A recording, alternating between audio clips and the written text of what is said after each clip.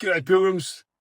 Isaiah 33 is what happens when God's presence stops being a theory and becomes a fire you can actually feel.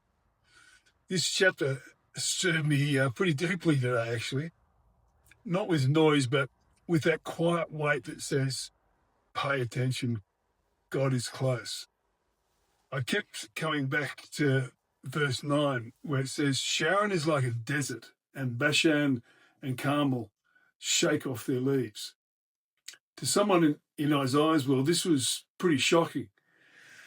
Sharon was a famously fertile coastal plain, green, reliable, life-giving, and Bashan and Carmel were thick forests. So when Isaiah says all of them have dried out, it's the ancient equivalent of saying the places you trust most, the dependable, the fruitful, have suddenly gone barren. It's God saying something deeper is going on here. And then verse 12 raises the stakes. The peoples will be as if burned to lime. That image is extreme for a reason. Limestone burns at around 900 degrees until it's turned to powder. And back at my old coffee factory, we ran our afterburners at around that temperature. And you don't want to stand anywhere near that heat casually. It demands respect. Isaiah telling us that God's holiness has that same kind of reality. It isn't symbolic heat. It's transformative heat that nothing false can survive. And then comes verse 14. The sinners in Jerusalem shake with fear. Who can live with this devouring fire? This is the moment they realize God's fire isn't just out there burning up their enemies. It's now examining them. And they know deep down they haven't been aligned with him, just as we all know that feeling. But here's the shift, the part many of us overlook.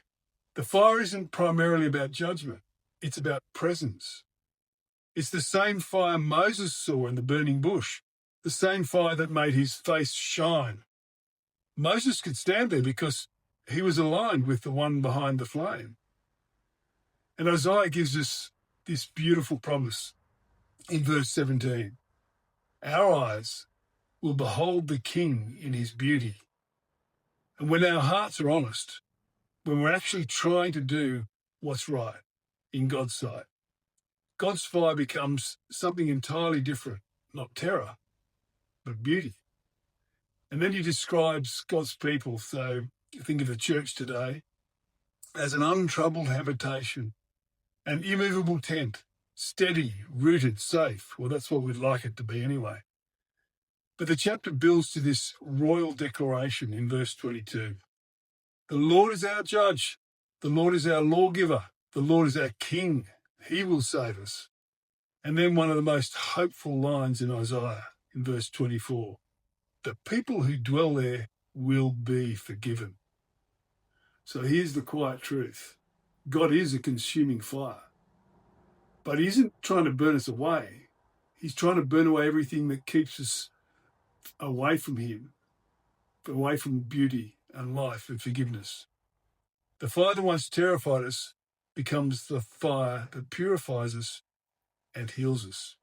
Remember, a chapter a day keeps the meaningless away. Love you guys.